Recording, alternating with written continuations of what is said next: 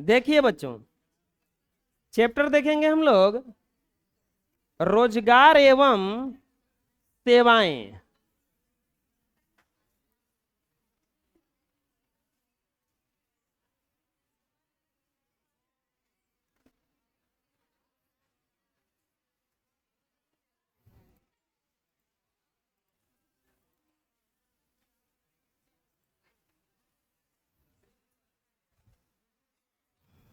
Chapter देखेंगे हम लोग 5।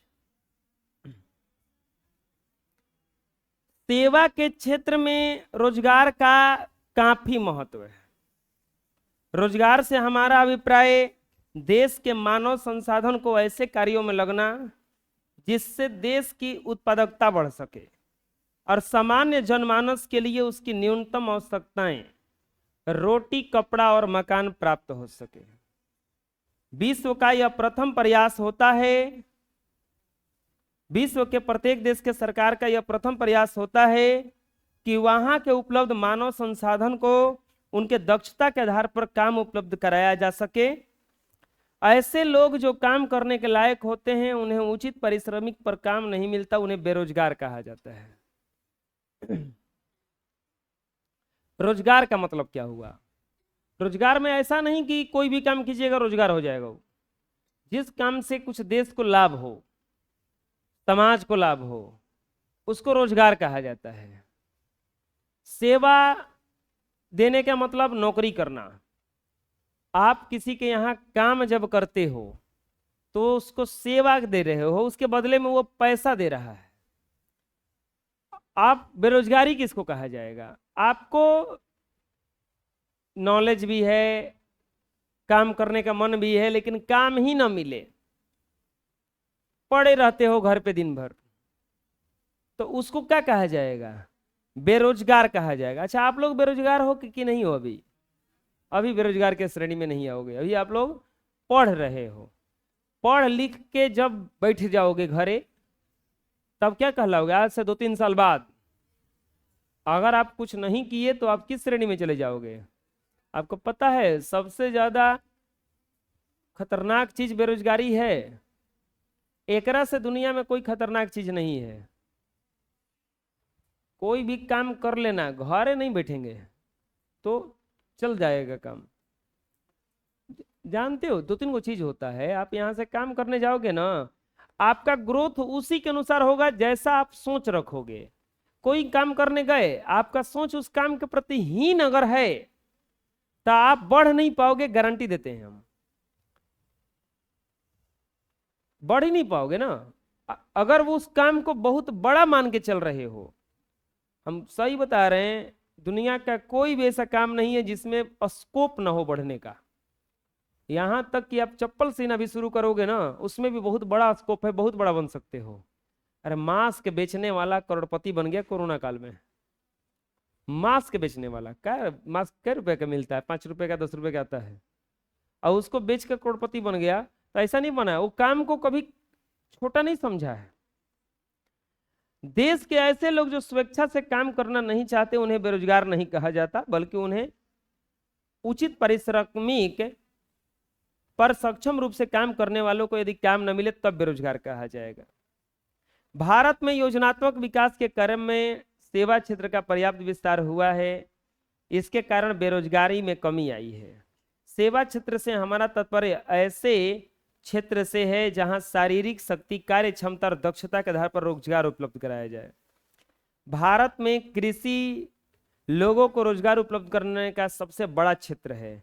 साथ साथ उद्योग, व्यवसाय, यातायात, स्वास्थ्य आदि क्षेत्र भी लोगों को विभिन्न प्रकार से सेवाएं मिलती हैं। भारत जैसे देश में देखा जाएगा तो कृषि से सबसे ज्यादा रोजगार मिलता है लोगों को।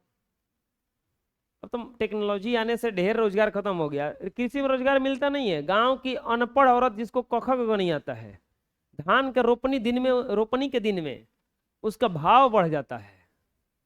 लोग उसके आगे पीछे जाकर निहोरा करते हैं, काल रोप देना खेतवा।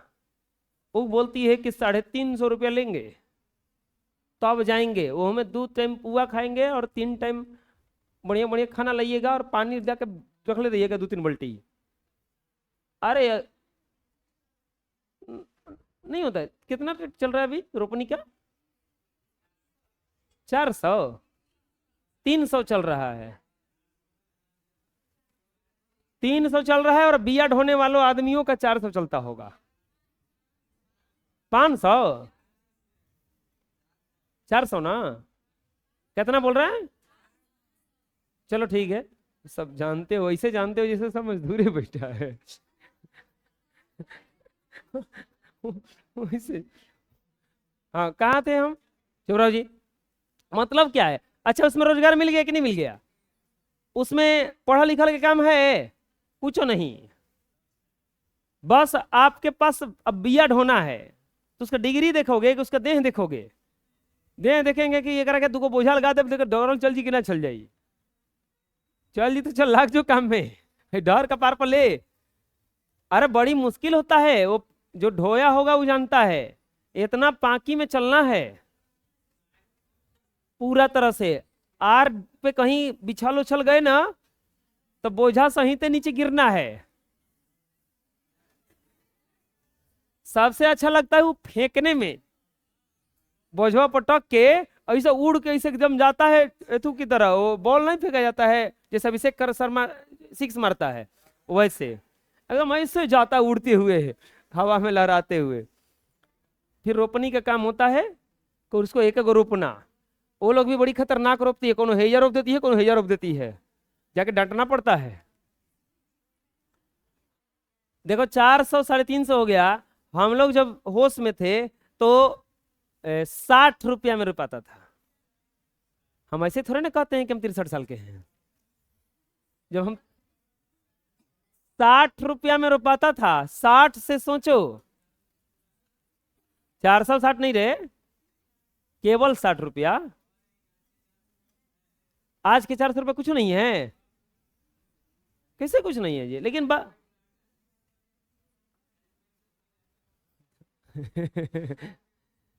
40 रुपए किलो आटा, 60 रुपए किलो टमाटर और 200 रुपए किलो तेल। बात तो सही है बोल रहा है। पहले 20 रुपए में एक झोरा सब्जी मिलता था, 200 रुपये लगता है एक झोरा सब्जी लेने में। हैं? 200 250 लग जाता है।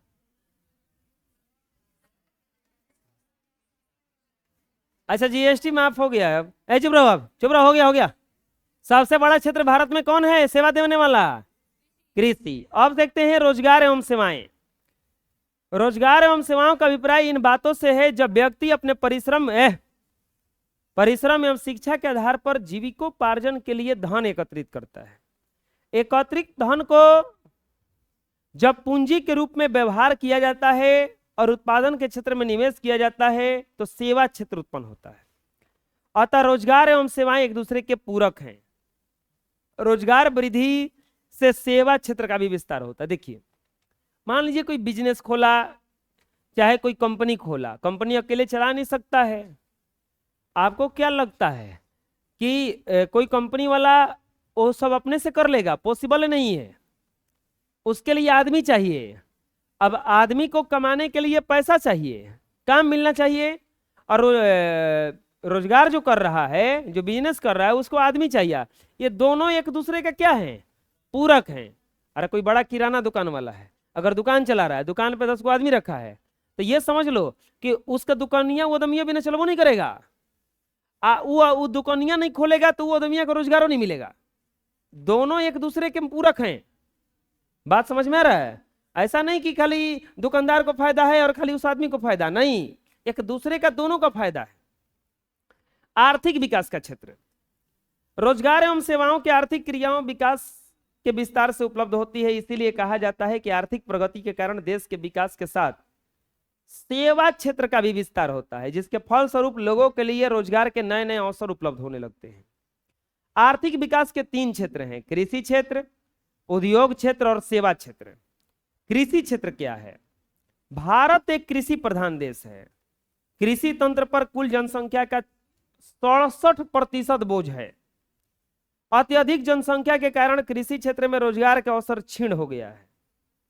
मतलब इतना ना भारत में कृषि पर आदमी निर्भर है कि जगह सब रोजगार, उसमें भी कितना रोजगार दे पाएगा? हमेशा के लिए तो होता नहीं है।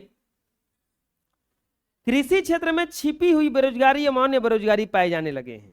आपको पता है सबसे ज्यादा बेरोजगारी कृषि क्षेत्र में है, क्योंकि रोपनी में तो ठीक है, आप तो बोले अभी 300 350 में जा रहा है सब कोई। अच्छा, उन लोगों को कितना दिन काम मिलता है? अरे वो 5,000 रुपया भी कमा लेना अगर एक सीजन में तो बहुत है, क्योंकि 5,000 कमाने में 16 दिन उसको रोपनी करना पड़ेगा। 16 दिन में पता चला कि सिवाने साहब सब रोपा गई, तो साल भर में कमाई कितना हो? बाकी तो घरे बैठ के, अब तो गली में बैठ के अगल बगल के बातें ना बतियाएगी, बेरोजगार हो गई कि नहीं हो गई? अब वही कटनी पिटनी के दिन में अगर कुछ कटनी पिटनी कर दी तो मिल गया पैसा उसको, जैसे वल्ली यमाल को मिलता था। बाकी दिन को अब अभी कुछ काम मिलेगा? कुछ नहीं मिलेगा। तो छिपी हुई जो बेरोजगारी है वो किसमें पाई जाती है? कृषि में। इसीलिए खेती होती से देखोगे ध्यान से अगर, तो जो पढ़े लिखे लोग होते हैं वो खेती होती हटा के भाग जाते हैं कि चलो दूसरा काम करते हैं, क्योंकि दूसरा काम करेंगे तो कम से कम साल भर कमाते तो रहेंगे। खेती में एक के हाली काम आता है, एक के हाली सब फिर बैठ के ताश खेलना है ना होता है। तो छिपी हुई बेरोजगारी ऑब्जेक्टिव आता है कि किसमें पाया जाता है? कृषि में। ओकरा से बढ़िया आता है अब उद्योग क्षेत्र। रोजगार का दूसरा क्षेत्र उद्योग क्षेत्र है। इस क्षेत्र के माध्यम से रोजगार भी प्राप्ति की जा रही है। देश के औद्योगिक विकास की गति में तेजी आने के द्वारा ही औद्योगिक क्षेत्र में रोजगार की वृद्धि होती है। देश को अगर कोई भी देश को बढ़ाना है तो उद्योग अगर लगेगा तभी वो आगे बढ़ पाएगा। तीसरा है सेवा क्षेत्र। आप पैसा 3 तरीका से कमा सकते हैं, खेती से, उद्योग से, और नहीं तो सेवा से। खेती से जीने भर मिल जाएगा पैसा कि अब मरेगा नहीं आदमी, खैला बिना अनाज हो जाएगा, कुछ बेच बच के सब्जी उब्जी किन लेगा आदमी। उद्योग क्षेत्र में आप पता है ज्यादातर आदमी उद्योग करना नहीं चाहता है।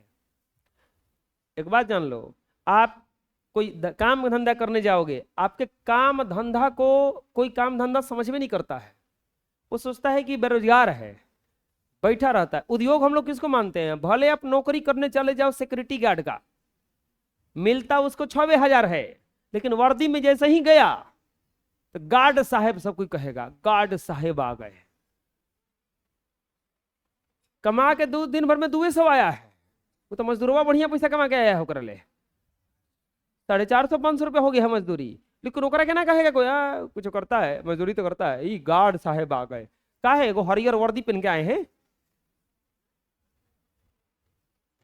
अरे नहीं, वो कुछ तो वर्दी रहता है गार्ड बन के, एक अलग टाइप ब्लू रहता है। के जब तू लोग ढेर तेज है। सेवा क्षेत्र किसको कहा जाता है?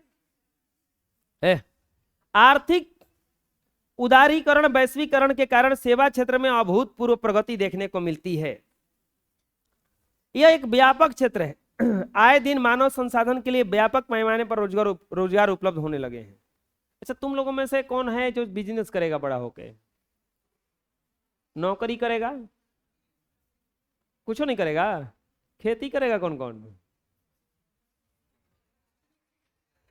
तुम लोगों से तो पूछना ही बेकार है। तुम लोग कैसे बिजनेस कर लोगे? तुम लोग बिजनेस कौन करेगा? हाँ तो बताओ तो। तू कौन सा बिजनेस करोगे जी? ऑनलाइन है? रुको रुको, कौन सा ऑनलाइन? इन्वेस्ट करेंगे ऑनलाइन में? मतलब बताइए, कुछ हमको भी आइडिया दीजिए।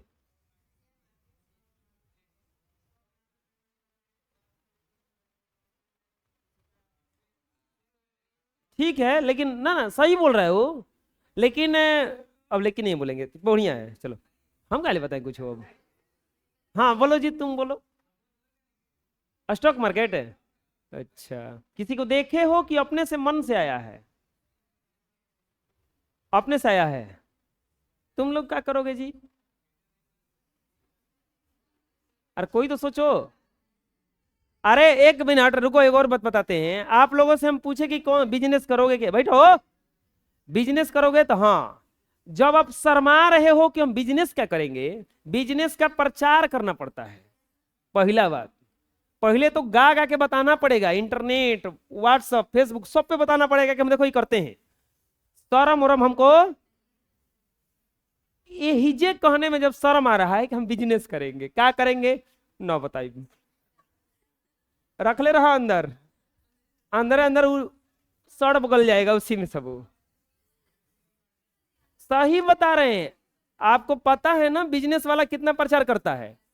अब क्रिकेट में जो ये भारत पाकिस्तान का मैच कराना पड़ा, ये किसके कारण कराना पड़ा? इन बिजनेसमैन के कारण। अब देखोगे छोटा से छोटा स्टिकर का नाम दिलवाता है कसहूं, करोड़ों रुपए चार्ज होता है टी शर्ट पर नाम लिखवाने के लिए, करोड़ों अरबों रुपया चार्ज हो रहा है खाली वो नाम लिखवाने के लिए। बैटवा पे एमआरएफ लिखा रहता है ना, एमआरएफ कंपनी उसको कितना पैसा देकर रखा है खाली बैटवा पर नाम लिखवाने के लिए। बिजनेस का प्रचार करना पड़ता है बबुआ। हम ट्यूशन खोले आ कोई एगो पोस्टर ना कहूं लगाए, के पूछेगा? प्रचार करना पड़ता है। हर साल कितना पैसा इन्वेस्ट करते हैं वो हम ही जानते हैं। एक बार पूरा साल भर में इन्वेस्ट करना पड़ता है, घूम घूम के बेइज्जती सहना पड़ता है, पोस्टर साट के जब फाड़ देता है ससुरा। हम सही बता रहे हैं।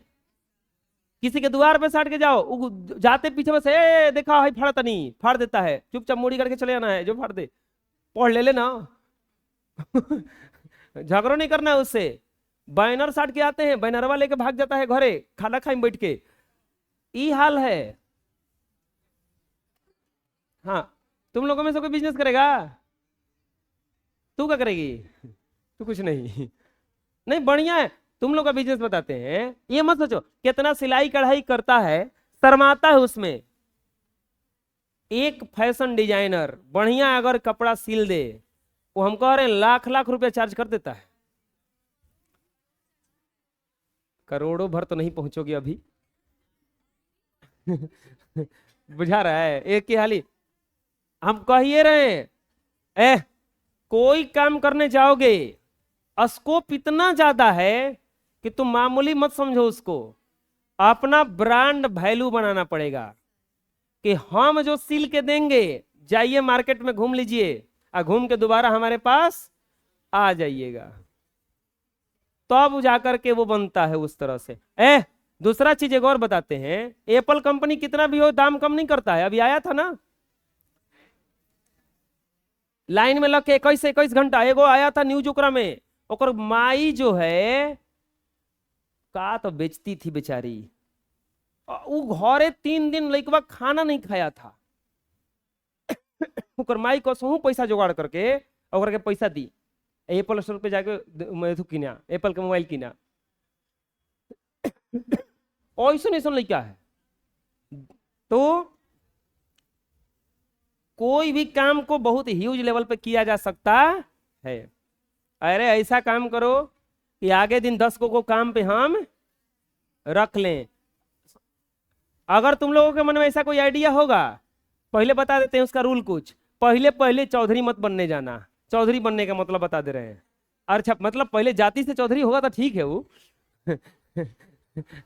अरे वो का मतलब नहीं था। चौधरी बनने का मतलब क्या हुआ कि आपको आमदनी अठनी हो रहा है, तनी एगो स्टाफ रख लिए, हाँ ये काम करो वो काम करो। अरे बबुआ बर्बाद हो जीबे, सैलरी दे देते बर्बाद हो जीबे। शुरू शुरू में किसी भी काम का मैनेजमेंट तुम, प्रचारक तुम, एडिटर तुम, साफ करने वाला तुम, झाड़ू लगाने वाला तुम, सब कुछ सही करने वाला तुम, सब कुछ अकेले। आदमी धीरे धीरे जुड़ते हैं, जब जरूरत पड़ेगा तब। ये नहीं कि खोल ले घरे से 1 लाख रुपए मिलल बा, 50,000 खर्चा के नहीं है, 50,000 में 5 गो आदमी रख लेनी 10-10 हजार के, 1 महीना तो पैसा दे, ओकरा बाद क्या करबो?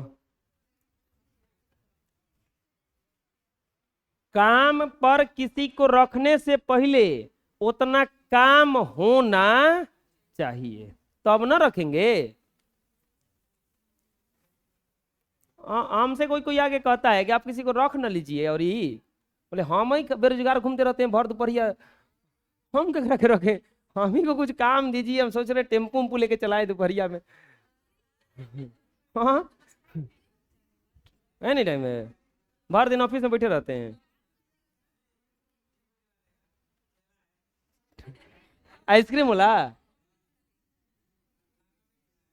ठेला दिलवाएगा?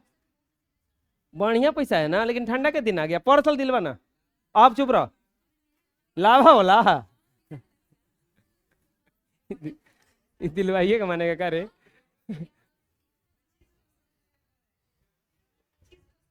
25% है मतलब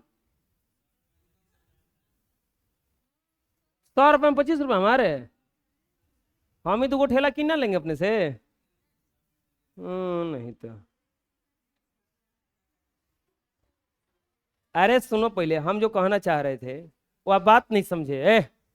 आपको हम बिजनेस का आइडिया दे रहे थे, आप हमको मजदूरी का आइडिया देने लगे। वो जो काम बता रहे हो आपकी ठेला दिलवा देंगे, वो तो मजदूरी ना हो गया जी। वो अपना कहाँ हुआ? उतने रहेगा तो हम अपना ना लेके निकलेंगे कि 100 का 100% मेरे पास आएगा। बात समझ में आ रहा है? जो भाले गाड़ी चलाओ तो दूसरा गए, अपन चलाएंगे, रिक्शे किन लेंगे, अपने चलाएंगे ना। चुप रहो, आप कौन ना बोलेगा। हमारा का रोजगार दे रहा, अपना बेरोजगार ढूंढना मूड करो। आपन सोचो, हमारा क्या सोच रहा है। हमारी जिंदगी कट जाइए अब, कसम कटे के रही तो बात बतिया रहे। हमरा के सब सिखा रहा है, हमरा से पूछे के चाहिए। सेवा क्षेत्र की भूमिका विश्व के विकसित देशों की तुलना में अर्ध विकसित विकासशील देशों में गरीब बेरोजगारों की संख्या अधिक है। देखो, जो विकसित देश होता है, अब जैसे अमेरिका है, वहां पे बेरोजगारी कम है क्योंकि सब लोग वहां कोई ना कोई बिजनेस में लगा है। यह कहा जाता है कि विश्व की संख्या का 2/3 भूभाग गरीबी और विपन्नता से ग्रस्त है। अर्ध विकसित विकासशील देशों की जनसंख्या का अधिक होता है, वहां उत्पादन के अन्य साधन पूर्णतः उपलब्ध नहीं होते, जिसके कारण वहां बेरोजगारी की समस्या उत्पन्न होती है। सेवा क्षेत्र के विकास से अधिक रोजगार के अवसर उपलब्ध होते हैं। सेवा क्षेत्र के विकास के लिए मनुष्य को शिक्षित करना नितांत आवश्यक है। जिस देश की राज्य या मानव पूंजी जितना समृद्ध होता है, उस देश का आर्थिक विकास उतना ही तीव्र गति से होता है। समृद्ध मानव पूंजी का एक सशक्त श्रम शक्ति को जन्म देता है, जिसके कारण लोग रोजगार पाने में सक्षम हो पाते हैं। तब लोग हीन भावना से ऊपर उठकर देश या राज्य के हित में काम करना प्रारंभ करते हैं, जिससे विकास की स्थिति पैदा होती है। यह कहना अप्रासंगिक नहीं होगा कि विश्व के सर्वाधिक विकसित देश जैसे संयुक्त राज्य अमेरिका, इंग्लैंड के सेवा क्षेत्र के विस्तार में भारतीय मूल के दक्ष मानव का संसाधन की भूमिका नहीं है।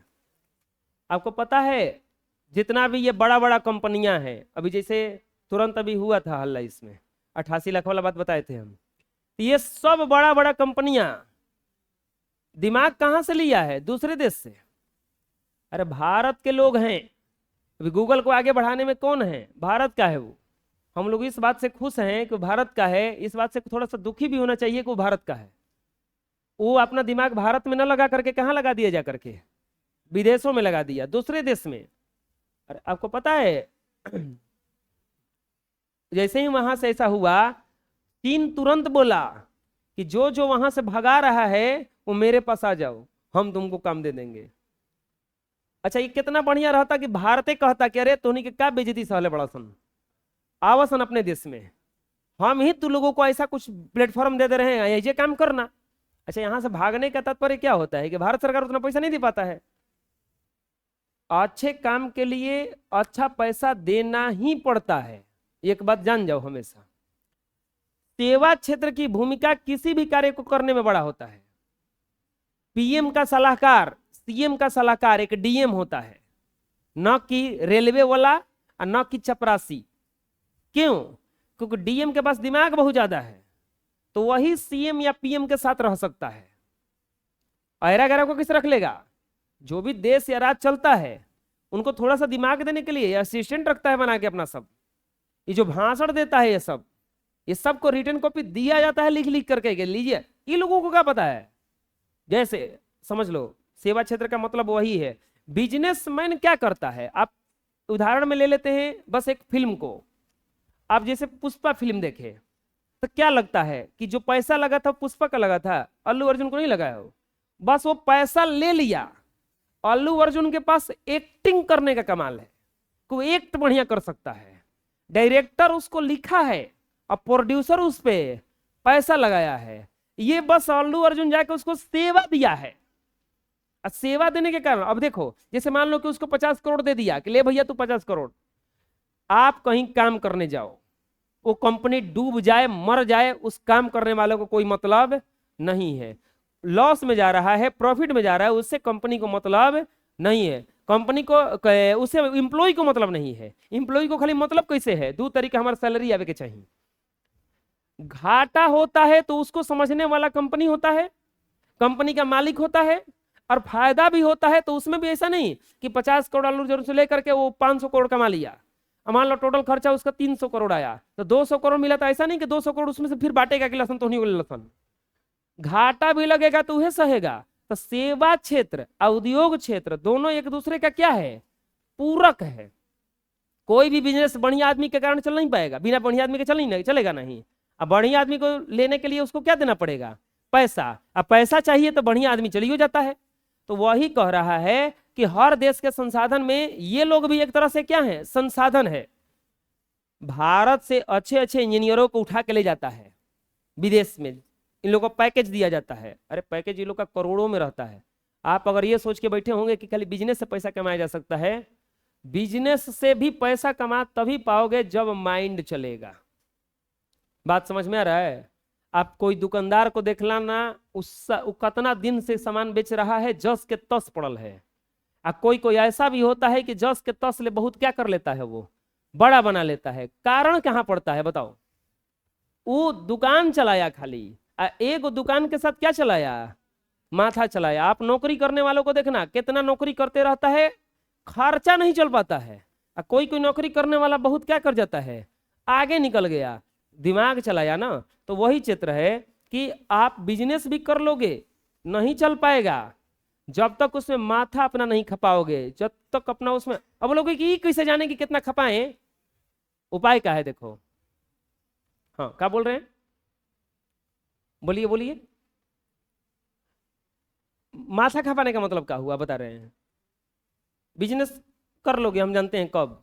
अब बोलोगे कि पढ़ा लिखन के काम नहीं है, बिजनेस में पता पढ़ाई का काम है कि नहीं है? अरे हम कह रहे 100% काम है। ये मत सोचना कि पढ़ा लिखल ना रहेंगे हो जाएगा काम। पढ़ने लिखने का मतलब क्या हुआ? अभी तुमको पढ़ने का काम मिला है ना, बिजनेस करने का मतलब क्या हुआ कि आप 100% अपना काम बिजनेस में दे रहे हो, आप व्यापार में दे रहे हो, दिमाग उसमें लगा रहे हो। अभी दिमागवा टोटल कहाँ लगा लो, पढ़ाई में। सीख जाओ, आदत डालो, और जब बिजनेस करेंगे तो उस समय पूरा दिमाग कहाँ लगा देंगे, बिजनेस में। क्या क्या किया जा सकता है तब ना खोज के निकालेंगे।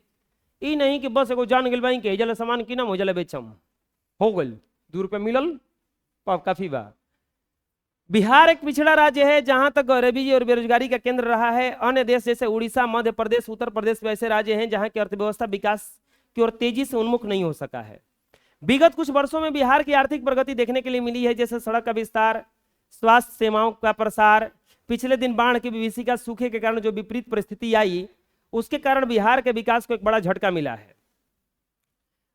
फिर भी दूरसंचार सेवाएं, यातायात सेवाएं, चिकित्सा सेवाएं, शिक्षा सेवाएं, ब्यूटी पार्लर सेवाएं, स्वरोजगार की सेवाएं, एक व्यापक प्रसार के कारण बिहार के क्षेत्र सेवा क्षेत्र से पर्याप्त विस्तार हुआ है। सेवा स्तर पर सेवा क्षेत्र की भूमिका को नकारा नहीं जा सकता है। सरकारी गैर सरकारी दोनों ही स्तर पर इसका व्यापक प्रभाव पड़ा है। इससे काफी लोग लाभान्वित हुए हैं और हो रहे हैं। सेवा क्षेत्र का भाग, सेवा क्षेत्र 2 भाग में होता है, एक सरकारी और एक गैर सरकारी। सरकार जब आपको, हम लोग बिहार में सबसे ज्यादा लोग आदमी चॉइस किसको करता है, नौकरी होके के चाहिए तो सरकारी, न तो बेचा तरकारी,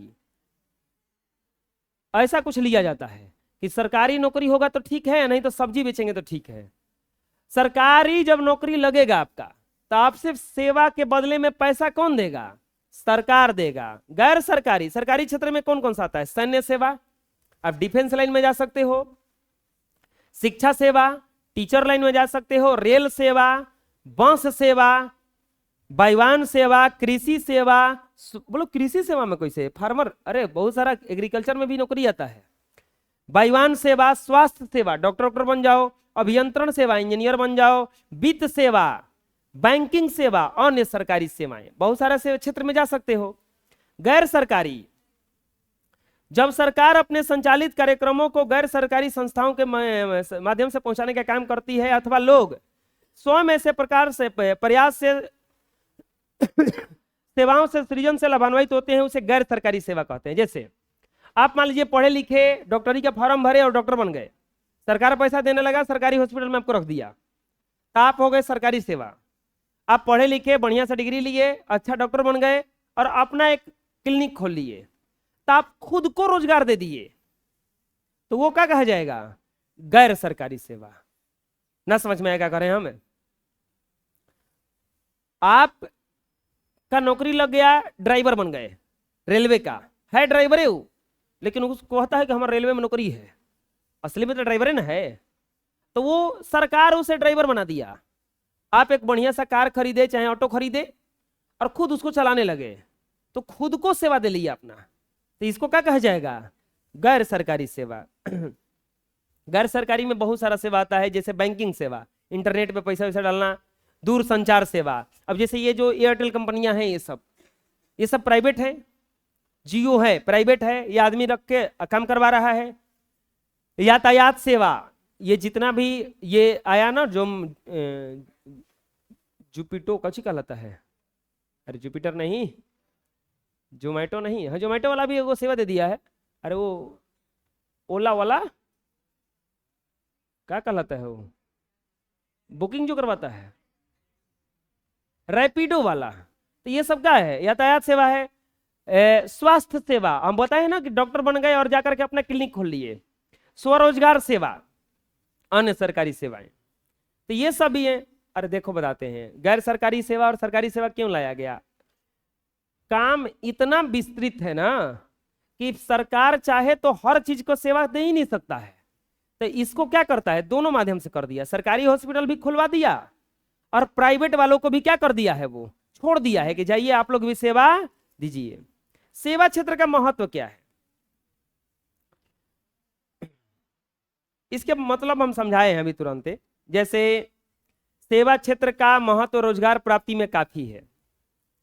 सेवा एवं रोजगार एक दूसरे के पूरक हैं, इन दोनों पक्षों को एक ही तराजू के दो पलड़ों के रूप में देखना होगा। एक दूसरे शब्दों में कहा जा सकता है कि यह दोनों ही एक सिक्का के दो पहलू हैं। सेवा क्षेत्र का हम जितना विस्तार करेंगे, रोजगार का अवसर उतना ही बढ़ेगा। उदाहरण स्वरूप मान लिया जाए, कोई किसान अपने खेतों में धान उपजाता है, मेहनत करके चावल प्राप्त करता है। देखो ऐसा नहीं है कि किसानी आप करोगे। हमारे मन में कभी कभी आता है कि किसान भी चाहे तो बहुत कुछ कर सकता है। कैसे? देखो इसमें दिया गया है उपाय। हम लोग के यहाँ किसान क्या करते हैं? नॉर्मली धान उपजाते हैं और धान को ही क्या कर देते हैं? अब बेच देते हैं। आपको सोचे हो कि धान होता क्या है?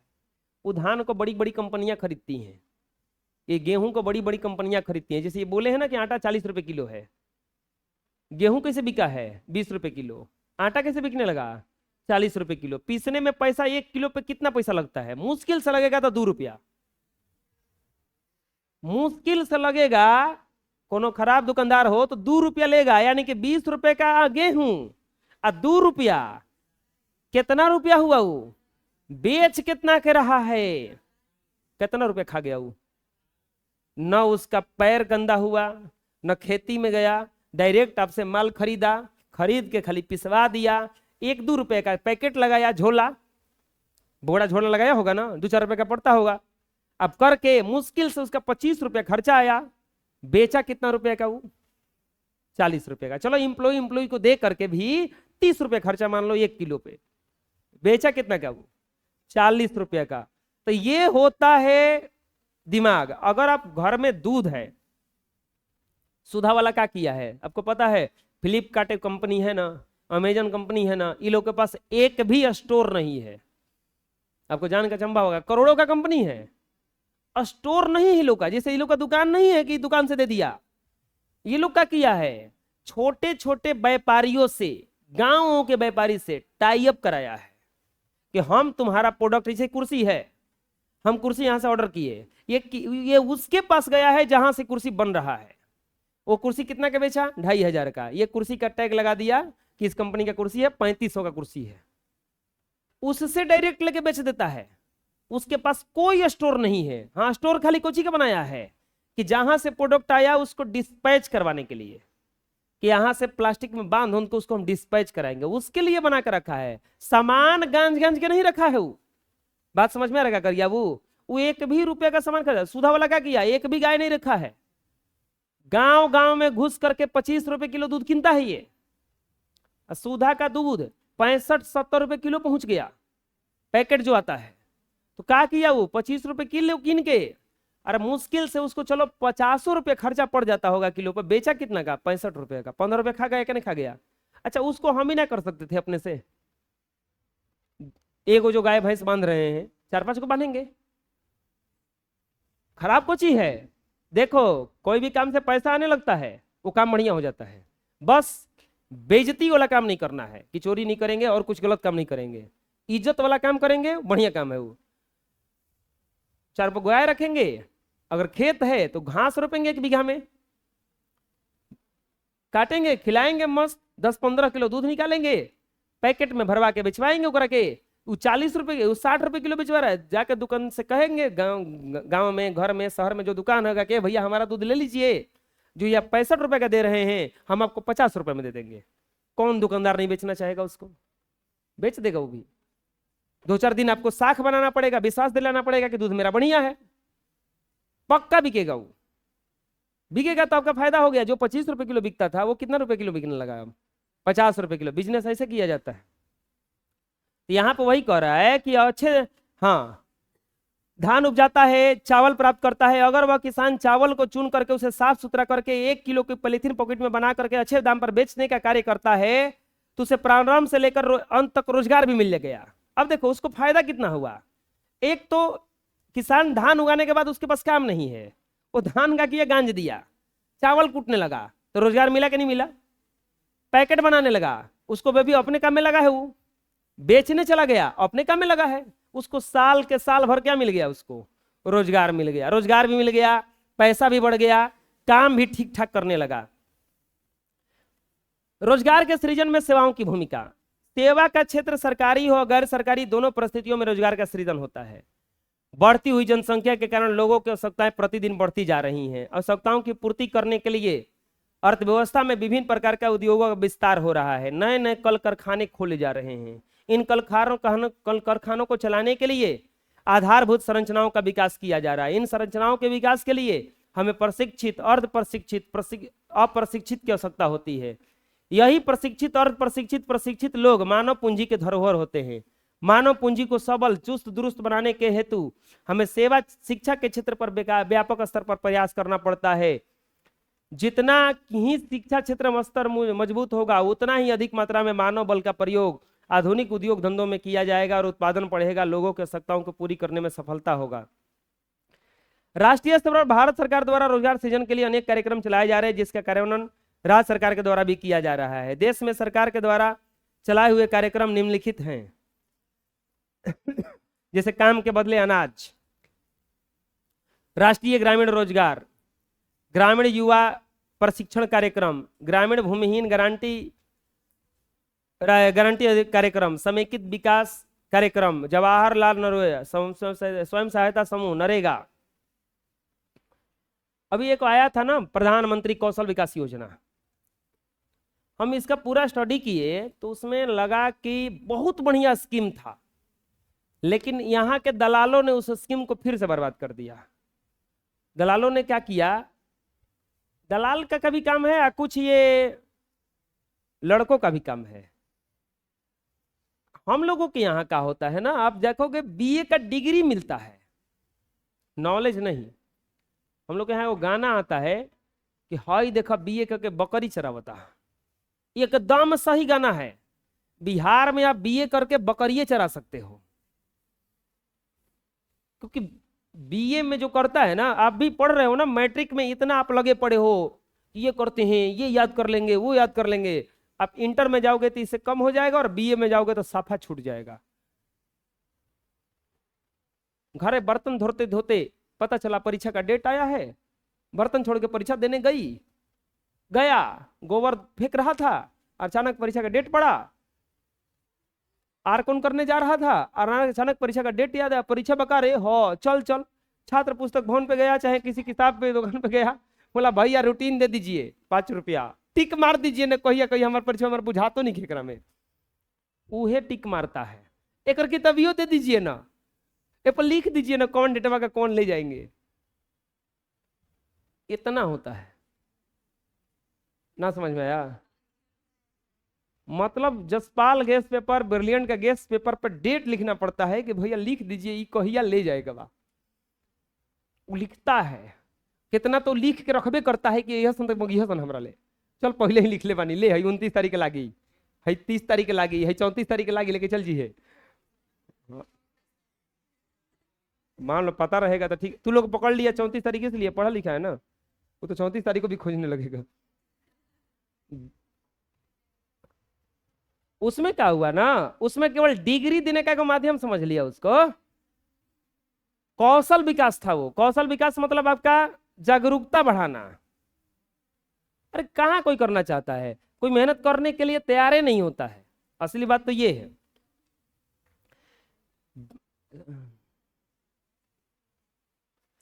भारत सेवा, हाँ ये नरेगा में काम जो होता है तो 100 दिन के लिए रोजगार है। इसमें भी देखो हमारा कॉन्सेप्ट क्या रहता है, हम अपने आप को ऐसा बनाए कि हम काम करेंगे तो ढंग से करेंगे, नहीं तो नहीं करेंगे। नरेगा में काम करने वाले जानते हो क्या करता है, वो लोग ऐसा है कि उन लोगों को नरेगा में काम करना पड़ता, काम ही नहीं करना चाहता है, बस क्या करता है, हम देखे हैं अपना घरे एक खांची माटी उठाएगा, उसे उठेगा नहीं उतना उठाएगा, हिलत डुलत ऐसे ले जाएगा, फेंक के आएगा, वो में एक कुदारी से रखा, बस उठा के लेके चल दिया। हाँ ना समझ में आएगा करे हम अब एक कुदारी खाली में उठाया कि ले बिक गया अतनी है, हाँ हाँ हो गई भारी हो जी हमसे से ना जाई, एक कुदारी ले कैसे कपार पर, हाँ जाता नहीं। और उसमें क्या होता है ना, वीडियोग्राफी होता है काम का, क्योंकि पैसा निकालना रहता है खाली सरकार से। अब वीडियोग्राफी हो गया कि हाँ कुदारी लेके खांची लेके सब मजदूर काम कर रहे हैं, हो गया काम। अपना घरे काम करेगा, खांची में उलाट के भर लेगा।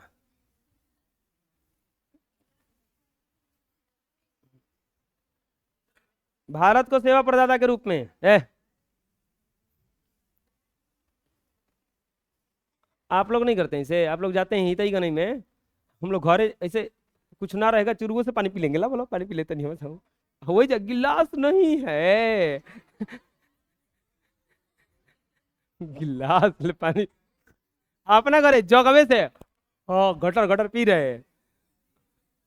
अपना घरे मीठा पानी कुछ नहीं के मिला तो मीठा बा कम लगता किन के खा लो जा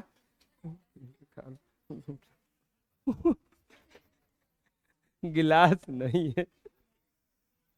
भारत का सेवा प्रदाता के रूप में 21वीं शताब्दी के विश्व के सेवा क्षेत्र में भारतीय श्रम पूंजी का अत्यधिक योगदान रहा है। पहले भी इंग्लैंड के स्वास्थ्य और परिवहन सेवाओं में भारतीय श्रम शक्ति का अत्यधिक योगदान था। इसी प्रकार संयुक्त राज्य अमेरिका के अंतरिक्ष विज्ञान सूचना प्रौद्योगिकी के क्षेत्र में आज भी भारतीय श्रम शक्ति के योगदान को लोग स्वीकार कर रहे हैं। श्रम शक्ति के इसी योगदान के कारण पहले बढ़ती हुई जनसंख्या देश के लिए अभिशाप मानी जाती थी, वही दक्षता और ज्ञान की वृद्धि के कारण अब जनसंख्या को मानव पूंजी के रूप में स्वीकार किया जाने लगा है। उदारीकरण के कारण विश्व के सेवा क्षेत्र का विकास में जो गति आई, उसका लाभ देशों को प्राप्त होने का अवसर आने लगा। इसी दृष्टिकोण से आज विश्व के औद्योगिक विकसित देश अपने उत्पाद एवं सेवाओं के विभिन्न कार्यों के संपादन वैसे देश में कराने लगे जहां सस्ती श्रम शक्ति उपलब्ध है। भारत में भी डाबर कंपनी अपने उत्पाद को कम मूल्य करने के लिए पड़ोसी देश नेपाल में कारखाने खोल रखे हैं जहां श्रम शक्ति सस्ती है। जब बहुराष्ट्रीय कंपनी अपनी संबंधित नियमित सेवाएं अपनी कंपनी के जगह किसी बाहरी या संस्था या समूह से प्राप्त करती है, ऐसे सेवाओं को आउटसोर्सिंग बाह्य स्रोती कहा जाता है। आपको पता है बड़ा बड़ा कंपनियां जो हैं, जैसे एप्पल का स्टोर इंडिया में है, इंडिया में बनता है। क्यों बनता है? क्योंकि यहाँ पे श्रम शक्ति सस्ता है, सस्ते मजदूर मिल जाते हैं। यहाँ पे बहुत सारी कंपनियां वैसी जगह देख के बैठाया जाता है जहां हमको सस्ते मजदूर मिल जाएं। यातायात का साधन नजदीक हो कि तुरंत पहुंच जाएं। उदारीकरण एवं वैश्वीकरण के, आपको पता है सबसे ज्यादा वो कॉल सेंटर वगैरह भारत में मिल जाता है। दूसरे दूसरे देश का भी कॉल सेंटर भारत में है। हर क्यों? क्योंकि यहाँ पे 8-8 हज़ार के लोग मिल जाएंगे काम करने के लिए, कि 8 हज़ार महीना पे काम करेंगे। और दूसरे देश में वही कमवा खाती 30-40 रुपये देना पड़ेगा। तो हम काहे कहती 40 को हम 4 गुना रकम, वो बात हो जाता है। उदारीकरण वैश्वीकरण के वर्तमान युग में पूरा विश्व एक बाजार के रूप में उभर कर आया है, जिसके कारण न केवल एक देश की वस्तुएं बल्कि दुनिया के अन्य बाजारों में सुलभ हो गई है,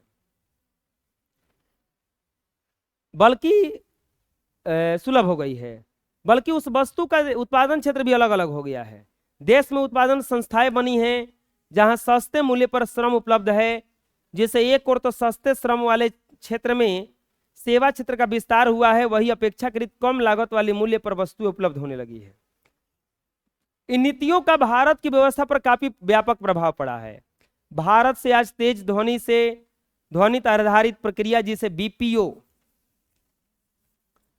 अथवा कॉल सेंटर कहा जाता है, अभिलंकन, लेखांकन, बैंकिंग सेवाएं, रेलवे पूछताछ, संगीत की रिकॉर्डिंग, शब्दांकन,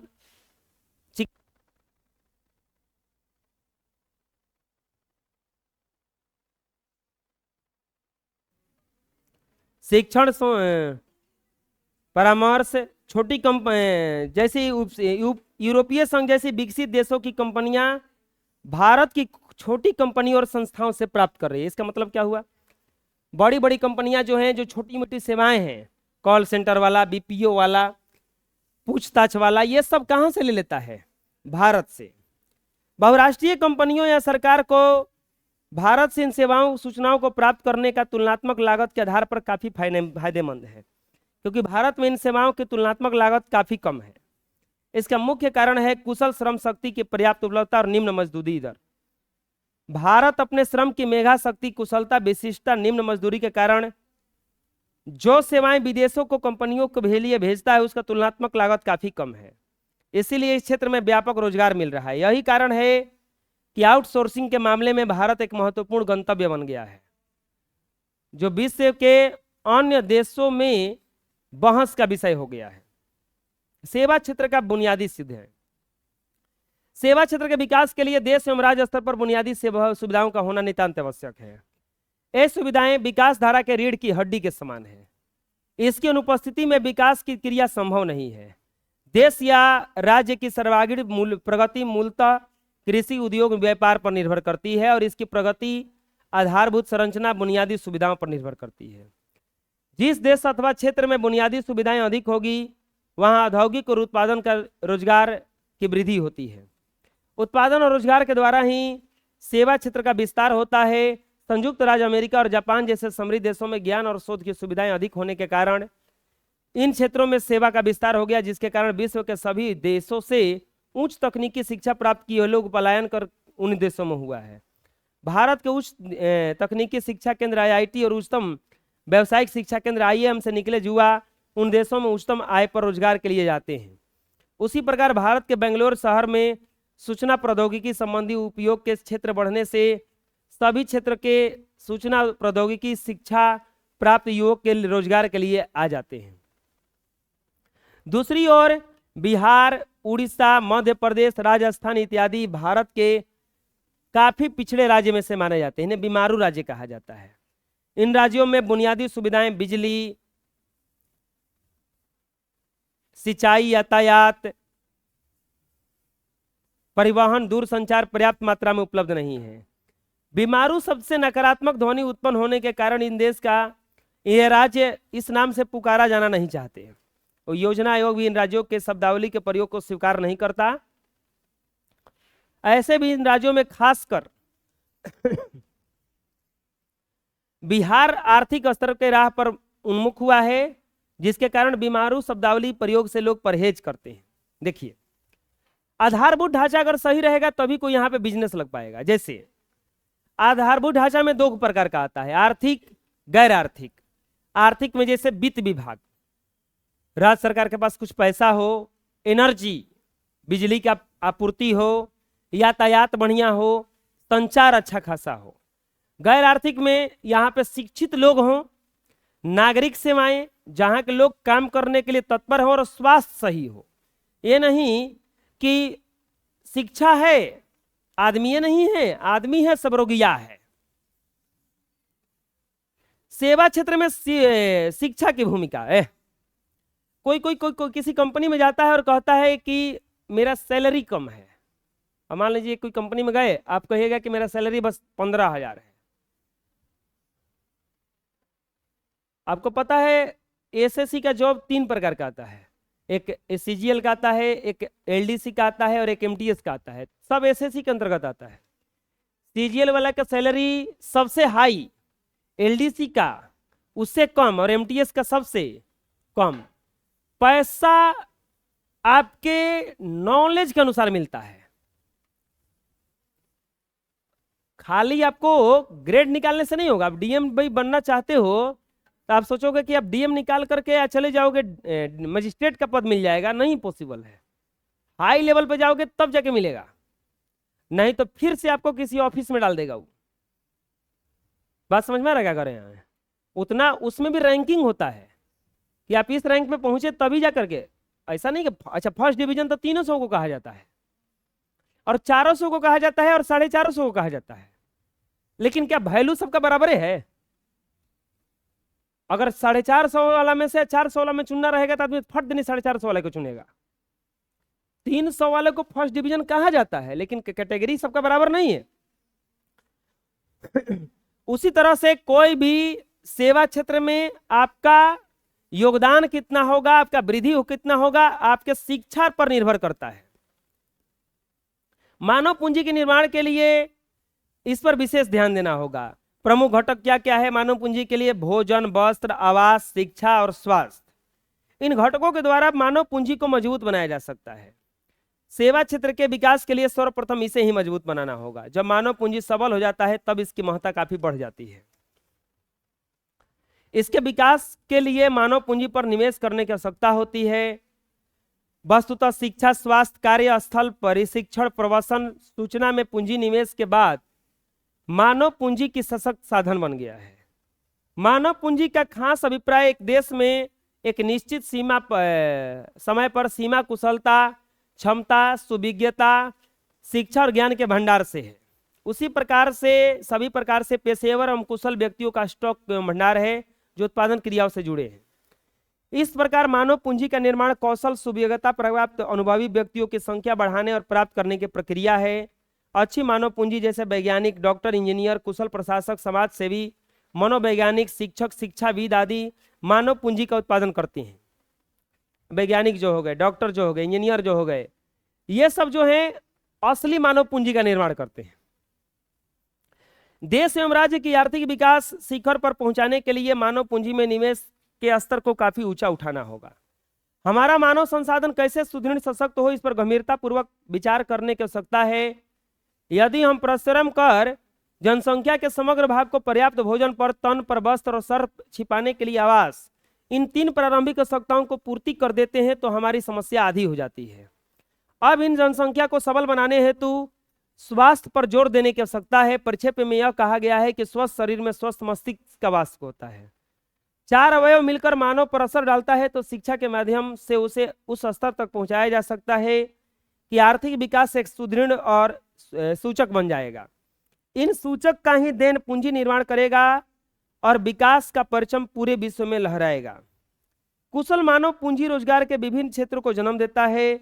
भारतवर्ष को इस क्षेत्र में खासकर सूचना तकनीकी के क्षेत्र में अव्वल देश में गिनती किया जा रहा है। जैसे इंफॉर्मेशन टेक्नोलॉजी, जो कॉल सेंटर वगैरह हो गया, चाहे किसी भी सेवा क्षेत्र के आगे में हो गया, इसमें भारत को सबसे अग्रणी माना गया है। आधुनिक मंदी का सेवा क्षेत्र पर प्रभाव 1991 में पता है एक बहुत जबरदस्त मंदी पड़ा। मंदी के कारण मतलब सबका रोजगार ठप हो गया, बहुत सारा बर्बादी हुआ उसमें मंदी का प्रभाव जो है भारत पर बहुत कम पड़ा। इसका कारण क्या था? क्योंकि भारत के बहुत सारे इंजीनियर विदेशों में काम करते हैं, बहुत सारे लोग विदेशों में काम करते हैं। हम क्या बोले हैं कि कंपनी का मंदी चले चाहे कुछ चले, इससे वहां नौकरी करने वालों को मतलब नहीं है, उसको तो किससे मतलब है खाली। तो यहाँ के लोग जो थे बाह्य स्रोती बने हुए थे, अब बाह्य स्रोती के कारण वो लोग पैसा भेजना चालू ही रखा। अब ऐसा जब भेजना चालू रखा तो ज्यादा मंदी का यहाँ असर नहीं पड़ा, कुछ असर पड़ा तो सरकार की गलतियों के कारण पड़ा, क्योंकि यहाँ बहुत सारे लोग आउटसोर्सिंग बन के रहे, दूसरी जगह से इनका इनकम होता रहा। ये था अपना पाठ। आर्थिक विकास का तीसरा क्षेत्र क्या है? सेवा क्षेत्र है। दो क्षेत्र, कृषि क्षेत्र पहला आता है और एक उद्योग क्षेत्र आता है। मानव पूंजी के कितने घटक हैं? 5। कौन बीमारू राज्य नहीं है? बिहार, मध्य प्रदेश, उड़ीसा है, कर्नाटक नहीं है। सैन्य सेवा, वित्त सेवा और रेल सेवा एक सरकारी सेवा है। मॉल अगर खोलिएगा आप तो गैर सरकारी है। ऊर्जा के मुख्य स्रोत क्या है? तो कोयला भी है, पेट्रोलियम भी है और विद्युत भी है।